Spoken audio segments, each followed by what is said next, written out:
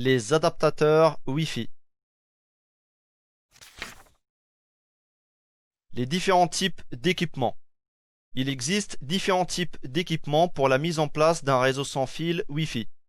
Les adaptateurs sans fil ou cartes d'accès, en anglais Network Interface Controller. Il s'agit d'une carte réseau à la norme 802.11 permettant à une machine de se connecter à un réseau sans fil. Pour cette formation, il vous faudra un adaptateur Wi-Fi compatible avec le mode Monitor. Les adaptateurs Wi-Fi sont disponibles dans de nombreux formats. On appelle station tout équipement possédant une telle carte. Adaptateurs Wi-Fi extérieurs. En général, ce genre d'adaptateurs Wi-Fi sont utilisés dans des situations bien spéciales, comme par exemple sur un bateau ou en camping. Si ce n'est pas votre cas, alors il serait judicieux d'utiliser un équipement Wi-Fi classique. Module Wi-Fi USB. Les modules Wi-Fi sont des PCB, c'est-à-dire des circuits imprimés vendus sans coque, sans boîte, parfois sans connecteur. Ils sont destinés aux professionnels ou aux électroniciens pour de l'intégration. Ces modules sont utilisés pour intégrer des chipsets Wi-Fi aux dernières normes dans les systèmes. Des modules USB Wi-Fi, par exemple, peuvent être compatibles avec les cartes Raspberry Pi et BeagleBone. Les cartes Wi-Fi internes. Carte Wi-Fi mini PCI, PCI ou encore PC MCIA. Ce sont les différents formats utilisés pour les cartes réseau Wi-Fi internes.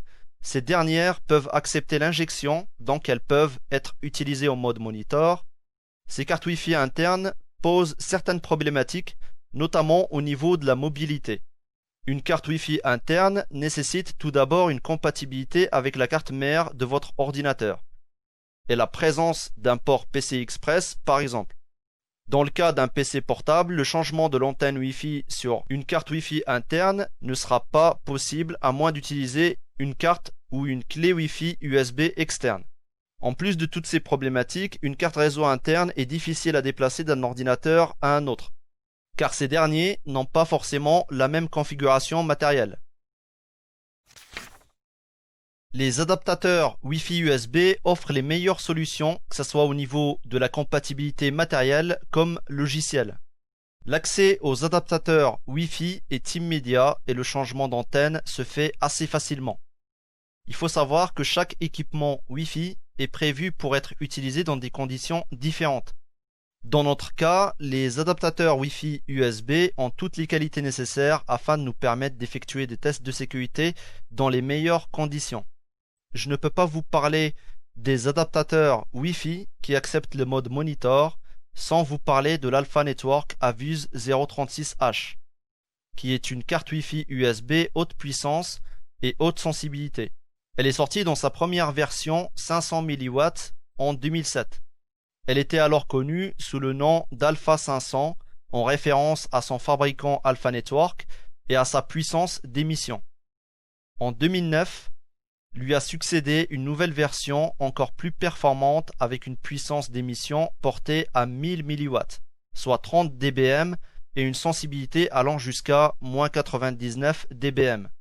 Cette nouvelle version baptisée Avus 036H R01 a fait de cette carte Wi-Fi la référence pour tous ceux et celles qui ont besoin d'une connexion Internet longue distance, efficace et fonctionnelle à tout moment. Parfaitement compatible avec les modes monitor et injection grâce à son chipset Realtek RTL8187L. L'Avus 036H est rapidement devenue la carte la plus populaire auprès des amateurs de war driving et autres passionnés de sécurité informatique. La possibilité d'y brancher n'importe quel type d'antenne grâce à son port RPS-MA, la puissance d'émission élevée couplée à une sensibilité inégalée sont les clés de cette réussite. Le fabricant Alpha Network qui est à l'origine de la Avus 036H a également fabriqué d'autres variantes de cette carte Wi-Fi USB, avec des chipsets différents, ainsi que des taux de puissance et de sensibilité plus ou moins importants par rapport aux différents modèles. Si vous possédez déjà une carte Wi-Fi interne ou externe, Je vous recommande donc de suivre cette formation jusqu'à déterminer si votre carte Wi-Fi accepte le mode monitor ou non.